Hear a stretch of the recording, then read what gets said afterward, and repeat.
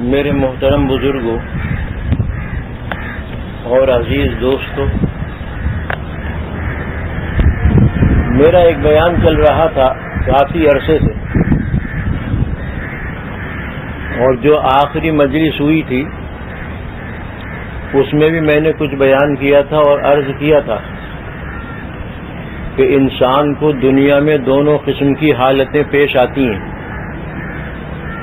غم کی حالت بھی پیش آتی ہے اور خوشی کی حالت بھی پیش آتی ہے۔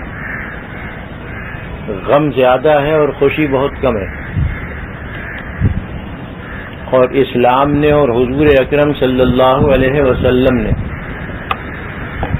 غم کی حالت میں کیا صورت اختیار کرنا چاہیے اور مومن کو کس طرح رہنا چاہیے، اور خوشی کی حالت میں کس طرح رہنا چاہیے، یہ تمام ہدایتیں امت کو دے دی۔ چونکہ غم زیادہ پیش آتا ہے، اس لیے میں نے آداب غم، اسلامی آداب غم بیان کرنا شروع کیے تھے۔ غم مختلف نوعیتوں کا ہوتا ہے۔ کبھی آدمی پر بیماری آتی ہے، کبھی مصیبت آتی ہے، پریشانیاں اس کو گھیر لیتی ہیں، موت کا غم بھی پیش آتا ہے۔ یہ غم کی حالت قرآن کریم کی روح سے اور اس کے اعتبار سے مومن کے حق میں در حقیقت اللہ تعالی کی ایک آزمائش ہے، اور اس آزمائش کے اندر بڑے بڑے فائدے ہیں آخرت کے۔ قرآن کریم فرما رہا ہے وَلَنَبْلُوَنَّكُمْ بِشَيْءٍ مِّنَ الْخَوْفِ وَالْجُوعِ وَنَقْصٍ مِّنَ الْأَمْوَالِ وَالْأَنفُسِ وَالثَّمَرَاتِ، کہ ہم تمہاری آزمائش کریں گے، ہم تمہارا امتحان لیتے رہیں گے۔ کن کن چیزوں سے؟ تھوڑا سا خوف تمہارے اوپر مسلط کر دیں گے۔ خوف کی بہت سی قسمیں، خوف مختلف اقسام کا ہوتا ہے۔ کچھ تنگ دستی اور فقر و فاقے میں مبتلا کر دیں گے، یہ بھی اللہ کی جانب سے ایک آزمائش اور ایمان والوں کے لیے۔ اور کبھی ایسا ہوگا کہ ہم تمہارے مالوں میں اور تمہارے کاروبار میں کچھ نقصان دے دیں گے، اور کبھی ایسا ہوگا کہ تمہارے گھر سے کسی کو اٹھا لیں گے اور اس کی وفات دے دیں گے، کبھی پیداوار میں کمی کر دیں گے۔ یہ وہ چیزیں ہیں کہ جس کو قرآن کریم نے بیان فرمایا کہ ان کے ذریعے مومن کی آزمائش ہوگی اور ہوتی رہے گی۔ آزمائش زیادہ ہے، یہ غم جو ہے یہ آزمائش ہے۔ کسی مجلس میں نے عرض کیا تھا کہ جب مومن پر بیماری آتی ہے تو اس کے گناہ اس طرح جھڑ جاتے ہیں جس طرح خزاں کے موسم میں پتے جھڑتے ہیں درختوں، اس طریقے سے اس کے گناہ جھڑ جاتے ہیں۔ حتیٰ کہ اسی بیماری کی حالت میں مبتلا رہ کر جب وہ تندرست اور صحت یاب ہوتا ہے تو گناہوں سے بالکل پاک و صاف ہو کر صحت یاب ہوتا ہے۔ اور بھی بہت سے فوائد ہیں حدیث شریف میں جو بیماری کی حالت میں اور غم کی حالت میں مومن کو حاصل ہوتے ہیں، وہ آخرت کے فوائد ہیں۔ دنیاوی اعتبار سے تو غم بہرحال غم ہے، اور اس کو کوئی انسان پسند نہیں کرتا اور کرنا بھی نہ چاہیے، لیکن جب غم خود بخود آ جائے، من جانب اللہ یہ آ جائے، تو پھر اس وقت صبر و استقامت سے کام لینا چاہیے۔ اس صبر کے ذریعے اللہ تعالیٰ اس غم کو بھی ہلکا کر دیں گے، مراتب کو بھی بلند فرمائیں گے، اور بہت جلدی اس غم سے نجات حاصل ہو جائے گی۔ چنانچہ اسی سلسلے میں نے بیماری کے بارے میں کچھ عرض کر دیا تھا، اور اسی ذیل میں نے مریض کی عیادت اور تیمارداری کے سلسلے میں بھی عرض کیا تھا۔ اب بات باقی رہ جاتی ہے اس غم کی جو ہم سب کے لیے بڑا شاق اور بڑا دشوار ہوتا ہے، یعنی کسی عزیز قریب کی وفات، اور یہ پیش آتا ہے آدمی چاہے یا نہ چاہے، یہ پیش آتا ہے اور اسی طریقے سے پیش آتا رہے گا۔ اپنے عزیز قریب اور اپنے سب سے زیادہ محبوب بندوں کو اپنے ہاتھوں سے دفن کرنا پڑتا ہے، یہ بڑا غم ہے اور ہونا بھی چاہیے بڑا غم، بالخصوص والدین کی وفات، کہ یہ بھی بہت بڑا غم ہے کہ والدین کا سایہ کسی کے سر سے اڑ جائے، لیکن بہرحال پیش آتا ہے۔ یہ موت کا غم جب پیش آئے تو اس کے لیے ہدایات دی ہیں حضور اکرم صلی اللہ علیہ وسلم۔ اس سے پہلے میں ایک بات اور عرض کر دوں کہ غم پیش آتے ہیں اور آتے رہیں گے، مصیبتیں آتی ہیں اور آتی رہیں گی، کوئی ان سے چھوٹ نہیں سکتا، کیونکہ یہ تو آزمائش ہے، اور مومن بندے کو اللہ تعالیٰ نے آزمائش کے ہی لیے دنیا میں بھیجا ہے، امتحان ہے۔ قرآن کریم فرما رہا ہے وَنَبْلُوكُمْ بِالشَّرِّ وَالْخَيْرِ فِتْنَةً، ہم تمہاری آزمائش کرتے رہیں گے۔ کس طرح آزمائش کریں گے؟ کبھی آزمائش کریں گے شر بھیج کر، مصیبتیں بھیج کر، اور کبھی آزمائش کریں گے خوشحالی کے ذریعے۔ بہرحال مومن کو تو آزمائشی دور سے گزرنا ہے، اس لیے غم تو پیش آئیں گے اور آتے رہیں گے۔ اس سلسلے میں قرآن و حدیث سے جو بات معلوم ہوتی ہے وہ آپ کے سامنے عرض کر دوں مختصر طریقے سے، کہ جب غم پیش آئے، کوئی مصیبت نازل ہو جائے، اللہ تعالیٰ محفوظ رکھے ہر مصیبت سے اور غم سے، تو پھر بندہ مومن کا کام ہے کہ وہ دو وردوں میں سے، دو وظیفوں میں سے کوئی ایک وظیفہ پڑھے یا دونوں پڑھتا ہے۔ ایک تو آیت کریمہ جو ہر مسلمان جانتا ہے، لا الہ الا انت سبحانک انی کنت من الظالمین، بہت مختصر ہے اور تقریباً ہر مومن کو یاد ہے، غموں کا تیر بہدف علاج ہے۔ خود قرآن کریم فرما رہا ہے کہ حضرت یونس علیہ السلام نے یہ آیت پڑھی، یہ دعا کی جب وہ مچھلی کے پیٹ میں تھے، قصہ آپ کو سب کو معلوم ہوگا۔ اللہ تعالیٰ نے ان کی دعا قبول فرمائی اور اس غم سے اور اس مصیبت سے جس میں وہ مبتلا کر دیے گئے تھے، اللہ نے نجات عطا فرمائی۔ چنانچہ آیت کریمہ کے بعد قرآن کریم میں فرمایا فاستجبنا له وَنَجَّيْنَاهُ مِنَ الْغَمِّ، ہم نے ان کی یہ دعا قبول کر لی، وَنَجَّيْنَاهُ مِنَ الْغَمِّ، اور ہم نے ان کو غم سے نجات دی۔ یہ صرف حضرت یونس علیہ السلام کے لیے خاص نہیں، آگے فرمایا وَكَذَلِكَ نُنْجِي الْمُؤْمِنِينَ، ایمان والے بھی اگر ایسا کریں گے تو ہم ان کو بھی نجات دیں گے۔ امت مسلمہ کے لیے اللہ تعالیٰ نے کتنا بہترین نسخہ عطا فرمایا، وَكَذَلِكَ نُنْجِي الْمُؤْمِنِينَ، اسی طریقے سے ہم نجات دیں گے ایمان والوں کو۔ ذرا رجوع تو کریں ہماری طرف، صبر سے کام تو لیں، ہم سے دعا تو کریں، اور اس خاص آیت کے ذریعے، اس خاص دعا کے ذریعے ہم سے مانگیں، ہم ان کو نجات دیں گے۔ کہ اس کے عملیات بہت مشہور ہیں کہ 1.25 مرتبہ پڑھو، یوں کرو یوں کرو یوں کرو، لیکن اس میں سب سے بہتر بات وہ ہے جو میں نے اپنے مشائخ سے سنی کہ روزانہ اس کا ورد رکھنے والا کم سے کم 101 مرتبہ ورد رکھے روزانہ، اللہ تعالیٰ اس کو ان غموں سے بھی نجات عطا فرمائیں گے جو پہلے سے چل رہے تھے، اور آئندہ بھی اس کو غموں سے محفوظ رکھیں گے۔ چنانچہ یہ بات ایسی ہی نہیں ہے کہ افسانہ، بلکہ یہ حقیقت ہے. خود میں نے بہت تجربہ کیا ہے آپ حضرات کے ذریعے اور دوسرے مسلمانوں کے ذریعے. غم میں وہ مبتلا ہوئے، میں نے یہی بتا دیا. کچھ عرصے کے بعد اللہ تعالیٰ نے رفتہ رفتہ ان کو غموں سے نجات دی. تو ایک تو یہ ورد ہے اور یہ دعا ہے جس کو قرآن کریم نے بیان فرمایا، جو غموں سے نجات کی دعا ہے.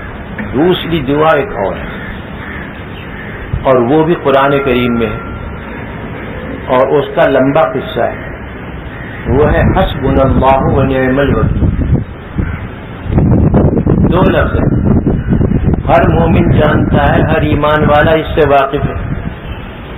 بخاری شریف کی روایت میں ہے کہ جب حضرت ابراہیم علیہ السلام کو نمرود نے آگ میں پھینکنے کا ارادہ کیا، آپ جانتے ہیں وہ قصہ، آپ کو معلوم ہے کہ کس قدر زبردست آگ تھی کہ اس آگ کے اوپر 1 میل اوپر سے پرندہ گزر نہیں سکتا تھا، جل بن کے گر جاتا تھا. اس قدر شدید آگ تھی. تو اس موقع پر منجنیق میں رکھ کر انہیں پھینکا گیا. جب منجنیق میں رکھ کر پھینکا جا رہا تھا تو ان کی زبان پر یہی ورد تھا کہ حسبنا اللہ و نعم الوکیل. اللہ تعالیٰ نے ان کو نجات عطا فرمائی، اس مصیبت سے ان کو بچا لیا. یہ بخاری شریف کی روایت میں حضور اکرم صلی اللہ علیہ وسلم نے بھی اس دعا پر عمل فرمایا اور اللہ نے آپ کو بھی محفوظ فرما لیا. صحابہ کرام نے بھی عمل فرمایا، اللہ نے ان کی بھی حفاظت فرمائی اور اس مصیبت سے جو آنے والی تھی اللہ تعالیٰ نے ان کو بالکل محفوظ فرمایا. اس کا مختصر سا قصہ یہ ہے جو قرآن کریم میں موجود ہے انہی آیتوں کے اندر، کہ ایک مرتبہ پرو پیگنڈا بازوں نے، افواہ ترازوں نے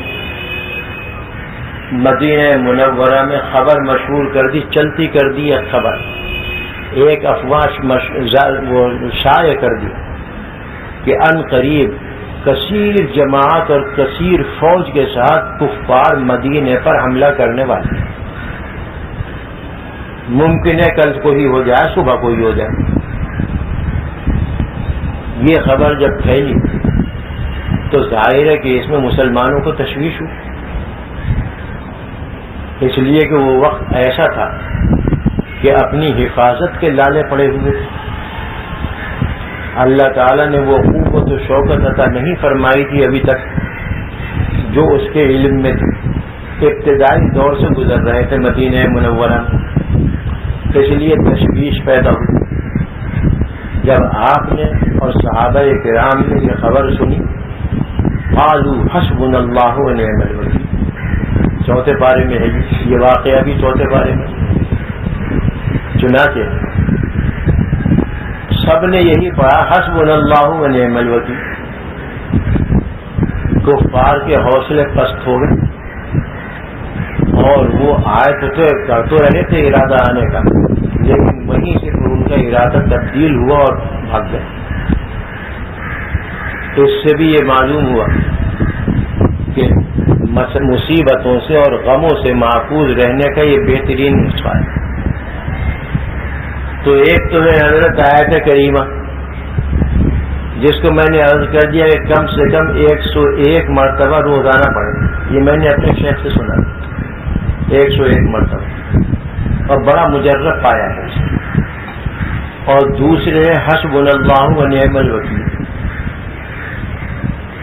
اس کے بارے میں نے اپنے بعض مشائخ سے سنا کہ اگر کسی مصیبت سے محفوظ رہنا ہے تو 341 مرتبہ اس کو پڑھا جائے صبح.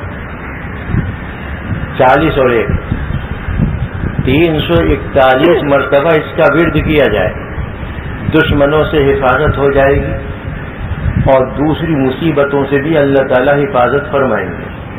اس وقت اچانک بات یاد آ گئی تو میں نے عرض کر دی، انشاءاللہ آپ کو فائدہ ہوگا.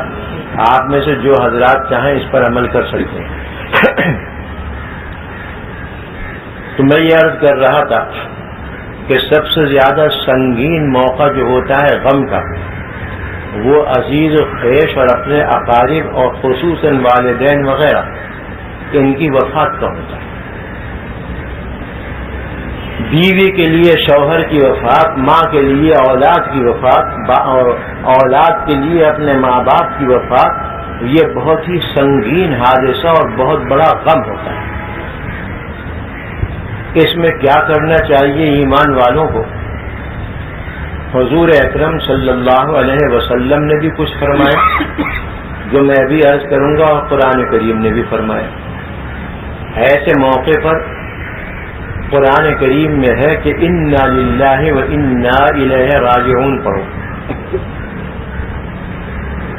ایسے موقع پر ہی نہیں بلکہ ہر مصیبت کے موقع پر جب سامنے آ جائے تو اس وقت رونا پیٹنا اور گھبرانا اور چیخنا چلانا یہ اسلامی طریقہ نہیں، بلکہ اسلامی طریقہ یہ ہے کہ صبر و ضبط سے کام لے کر زبان سے اللہ کا ذکر جاری ہو جائے کہ انا للہ و انا الیہ راجعون، یہ پڑھا جائے۔ قرآن کریم فرما رہا ہے الذین اذا اصابتهم مصیبہ قالوا، کہ یہ وہ لوگ ہیں کہ جب ان پر کوئی مصیبت واقع ہوتی ہے تو وہ گھبراتے نہیں، وہ بالکل چیختے چلاتے نہیں، وہ کچھ نہیں کرتے، بس فوراً کہتے ہیں انا للہ و انا الیہ راجعون، یہ پڑھتے ہیں۔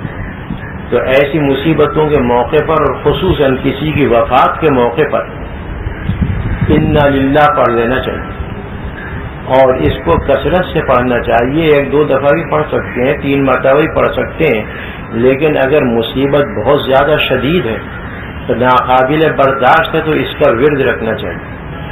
جب بھی یاد آ جائے بس اس مصیبت کو، اور جب بھی وہ مصیبت یاد آ جائے یہ ورد شروع کر دے۔ حدیث شریف میں آیا ہے کہ جو شخص مصیبت کے موقع پر اس ورد کو کرے گا اور انا للہ پڑھے گا تو اللہ تعالی فوت ہونے والی نعمت سے بہتر اس کو نعمت عطا فرمائے گا۔ قرآن کریم کی آیت بھی اسی پر دلالت کر رہی ہے اولئک علیہم صلوات من ربہم ورحمہ واولئک هم المہتدون۔ اس کا بھی یہی مفہوم کہ جو اس پر عمل کریں گے تو اللہ تعالیٰ ان کو اس فوت شدہ نعمت کے مقابلے میں اچھی نعمت عطا فرمائیں گے۔ حدیث شریف میں آیا ہے کہ حضور اکرم صلی اللہ علیہ وسلم کی زوجہ مطہرہ جن کا نام تھا ام سلمہ، یہ تو ان کی کنیت ہے، ہند ان کا نام ہے، بہرحال حضرت ام سلمہ رضی اللہ تعالی عنہ فرماتی ہیں قدیم الاسلام ہے، شروع میں یہ بھی اسلام لائیں اور ان کے شوہر بھی اسلام لائے، اور پھر ان دونوں نے ہجرت کی حبشہ کی جانب، وہاں پر مصیبتیں جھیلی، مکے میں مصیبتیں جھیلی، پھر واپس آ گئے یہ دونوں، اور پھر اس کے بعد کافروں کی مصیبتوں میں گرفتار ہو گئے، پھر ہجرت مدینہ کا سلسلہ شروع ہوا، اس وقت بھی ان پر بڑی مصیبتیں آئیں، کافروں نے بہت ستائے۔ بہرحال ان تمام مصیبتوں سے گزر کر یہ مدینہ منورہ پہنچ گئی، ان کے شوہر بھی پہنچ گئے، بچے بھی ان کے 2-3 تھے وہ بھی ساتھ میں تھے، وہ بھی پہنچ گئے کہ مدینہ منورہ میں ان کے شوہر کی وفات ہو گئی۔ اب غیر ملک میں وفات ہو جائے شوہر کی، بے سہارا عورت رہ جاتی، نہ کوئی رشتہ دار ہے نہ کوئی غمخوار ہے، چھوٹے چھوٹے بچے ساتھ میں ہیں، دودھ پیتے بچے ساتھ میں، اور پھر وفات ہو گئی شوہر کی، کتنا بڑا غم ہوگا۔ اور شوہر بھی ایسا کہ جس نے اسلام کی خاطر یہ تمام مصیبتیں جھیلی اور ان کو اللہ کے لیے برداشت کیا۔ کہاں ملتے ہیں ایسے نیک سیرت لوگ، اس لیے ان کو بڑا غم ہوا۔ یہ حدیث انہوں نے سن رکھی تھی حضور اکرم صلی اللہ علیہ وسلم سے کہ جو مصیبت کے موقع پر انا للہ پڑھتا ہے تو اللہ تعالیٰ فوت شدہ نعمت سے زیادہ اچھی نعمت اس کو عطا فرماتی ہیں کہ جب ان کی وفات ہوئی، شوہر کی وفات ہوئی، تو میں نے حضور کے فرمان کے مطابق میں پڑھ لیا میں نے پڑھ لیا انا للہ و انا الیہ راجعون، لیکن دل میں یہ خیال رہا کہ اس شوہر سے بہتر اور کون شوہر ہو سکتا ہے، کون ایسا شوہر ہوگا تو اس سے بہتر ملے گا مجھے۔ لیکن حضور کا فرمان تھا، میں نے اس پر عمل کیا۔ فرماتی ہے کہ جب عدت میری گزر گئی تو اب حضور اکرم صلی اللہ علیہ وسلم نے اپنے نکاح کے لیے ان کو پیغام دیا۔ بہترین نعمت آ گئی نہیں آ گئی کہ ایک طرف امتی ہے اور صحابی ہے، شوہر پہلا جو ہے وہ امتی ہے اور صحابی ہے، اور انا للہ کی برکت سے اللہ تعالیٰ نے خود حضور اکرم صلی اللہ علیہ وسلم کی زوجیت میں ان کو دے دیا۔ بس اس سے معلوم ہو گیا کہ یہ عمل کرنا چاہیے۔ یہ اگرچہ وفات کے غم کے ساتھ خاص نہیں، ہر مصیبت کے لیے، لیکن عام طور پر ہمارے یہاں اس کو وفات کے موقع پر پڑھا جاتا ہے۔ ٹھیک ہے، اس وقت بھی پڑھنا چاہیے، ورنہ ہر معمولی مصیبت جو پیش آ جائے اس میں بھی اس کو پڑھنا چاہیے۔ چنانچہ حدیث شریف کے اندر ہے کہ ایک مرتبہ چراغ جل رہا تھا حضرت عائشہ رضی اللہ تعالی عنہا کے حجرے میں۔ چراغ اس زمانے میں عام طور پر جلتے نہیں تھے، بلکہ گھروں کے اندر اندھیرا رہتا تھا، جیسا کہ خود بخاری کی روایت میں کہ حضرت عائشہ فرماتی ہیں والبیوت یومئذ لیس فیہا مصابیح، اس زمانے میں گھروں کے اندر چراغ نہیں جلتا تھا، اندھیرے میں رہتے۔ تو ایک دفعہ چراغ جل رہا تھا، ہوا کا جھونکا آیا اور چراغ بجھ گیا۔ حضور اکرم صلی اللہ علیہ وسلم نے اسی وقت انا للہ و انا الیہ راجعون پڑھا۔ حضرت عائشہ نے عرض کیا کہ اے اللہ کے رسول، یہ تو چراغ بجھا ہے، اس پر آپ نے یہ پڑھا؟ فرمایا ہاں، جو چیز بھی مومن کو تکلیف پہنچائے وہ مصیبت ہے، اور ہر مصیبت کے موقع پر پڑھنا چاہیے۔ اس سے معلوم ہوا کہ معمولی سی مصیبت ہو تب بھی اسی کو پڑھ۔ بہرحال یہ تیسرا ورد آ گیا، تیسرا وظیفہ آ گیا جو قرآن کریم میں موجود ہے۔ تو ایک تو وظیفہ ہوا حضرت آیت کریمہ کا، دوسرا ہوا ذکر حسبنا اللہ و نعم الوکیل کا، اور تیسرا ذکر ہوا یہ انا للہ و انا الیہ راجعون۔ تو عام طور پر وفات کے موقع پر اسے پڑھا جاتا ہے۔ اس کی خاصیت یہ ہے کہ جیسے جیسے پڑھتے جائیں گے دل میں سکون آتا چلا جائے گا، گھبراہٹ دور ہونے لگی، اللہ کی رحمتوں پر اعتماد قوی ہو جائے گا، اور انسان ہلکا پھلکا ہو جائے گا۔ یہ انا للہ و انا الیہ راجعون کی خاصیت ہے۔ اللہ نے اس میں یہ تاثیر رکھی، اس لیے اس کو اپنا لینا چاہیے، ان اوراد کو اور ان وظیفوں کو اپنا لینا چاہیے۔ تو غم جب پیش آتا ہے کسی کی وفات کا، اس موقع پر حضور اکرم صلی اللہ علیہ وسلم نے کچھ ہدایات دی۔ ان تمام ہدایتوں کا حاصل یہ ہے کہ ایسے غم کے موقع پر انسان کو آگے سے باہر نہ ہونا چاہیے، بلکہ حدود کے اندر رہنا چاہیے۔ جو حدود شریعت نے اور آپ صلی اللہ علیہ وسلم نے مقرر کر دی ان کے اندر رہنا چاہیے۔ اظہار غم اور چیز ہے، اور گھبرا جانا اور جزا و قضا کرنا اور چیز ہے۔ اظہار غم کی تو اجازت ہے، تکلیف پیش آئی، غم پیش آیا، اپنے رفیقوں سے، اپنے دوستوں سے، اپنے خیر خواہوں سے اس کا اظہار کر دینا جائز، بلکہ کر دینا چاہیے۔ لیکن گھبرانا اور اپنے تمام معمولات کو چھوڑ دینا اور اس غم کے اندر اپنے آپ کو وقف اور مشغول کر لینا، یہ مومن کی شان نہیں۔ چنانچہ آپ نے دیکھا ہوگا اور یہ کافروں کا طریقہ تھا حضور اکرم صلی اللہ علیہ وسلم کے دور میں کہ جب کوئی شخص مر جاتا تو اس کے لیے نوحہ گری ہوتی تھی. نوحہ آپ جانتے، یعنی بین کر کے رونا، جو عموماً عورتیں کرتی ہیں، جاہل قسم کی عورتیں، بین کرنا. ہماری اردو میں اسے کہتے ہیں بین کرنا، یعنی اس مرنے والے کے اوصاف کو رو کر بیان کرتے ہوئے خوب رونا اور سننے والوں کو بھی رلانا. یہ ہے بین کرنا. اس کو عربی میں نوحہ کہتے ہیں. اور آج کل تو نوحہ بازی بہت ہو رہی ہے. بہرحال تو یہ طریقہ تھا اس زمانے میں کہ بین کر کے رویا کرتی تھی عورتیں، اور ایسی عورتیں کرائے پر ملتی تھیں جو رونے والی ہوتی، جیسے آج کل بھی بہت سے رونے والے کرائے پر ملتے ہیں. اور جتنا بڑا آدمی مرتا تھا اتنی ہی زیادہ عورتوں کو کرائے پر لایا جاتا تھا. وہ سینہ کو بھی کرتی تھیں، غریبانوں کو چاک کر دیا کرتی تھی، اپنے چہروں پر وہ خوب چانٹے مارا کرتی تھی، اپنے بالوں میں خاک ڈالا کرتی تھی.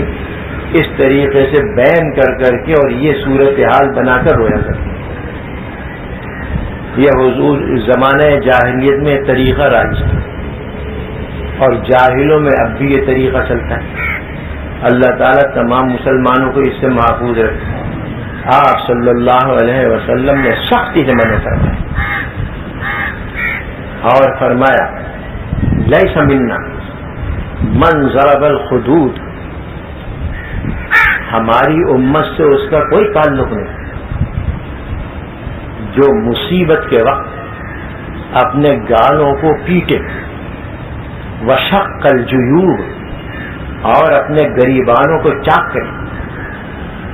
ایک روایت میں لطم الخدود، اپنے رخساروں پر، اپنے منہ پر چانٹے مارتا رہے. ہماری امت سے اس کا کوئی تعلق نہیں. وداع بداع الجاہلیہ، اور جاہلیت کے زمانے میں جس طریقے سے رویا جاتا تھا اور بین کیا جاتا تھا اس طریقے سے وہ بین کرے. فرمایا کہ ہماری امت سے اس کا کوئی تعلق نہیں.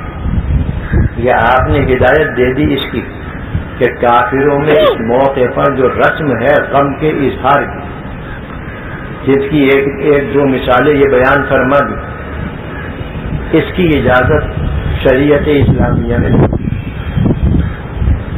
اظہار غم اور چیزیں جیسے کہ میں نے ابھی ایک اور حدیث میں آیا کہ آپ صلی اللہ علیہ وسلم نے دیکھا کہ ایک جنازے میں لوگ شریک ہیں اور انہوں نے غم کی وجہ سے اپنی چادریں اتار دی، صرف تہبند باندھے ہوئے.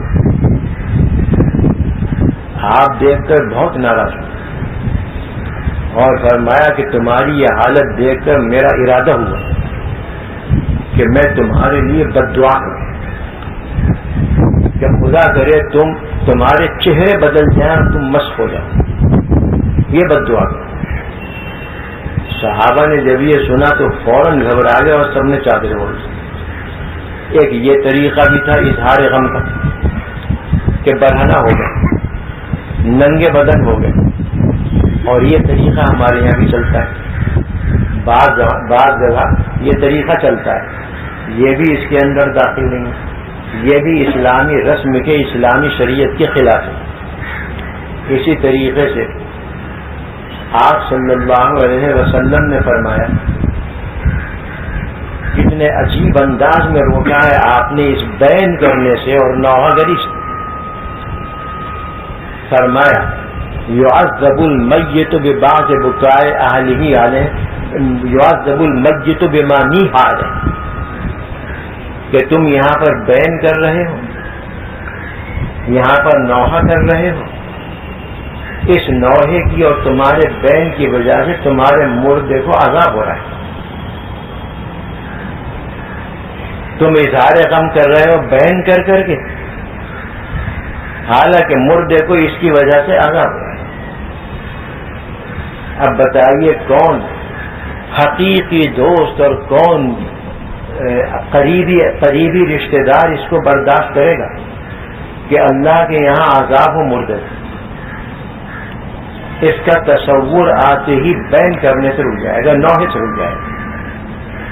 کتنے عجیب اور فصیح و بلیغ انداز میں آپ نے فرما دیا کہ یعذب المیت بما نیح علیہ۔ اس میں ہے علماء کا کلام ہے، لیکن میں تو مختصر اور سادہ بات آپ کے سامنے کر رہا ہوں کہ میت کو اور مرنے والے کو عذاب ہوتا ہے اس نوحے کی وجہ سے اور اس بین کی وجہ سے جو اس پر گھر والے کرتے ہیں۔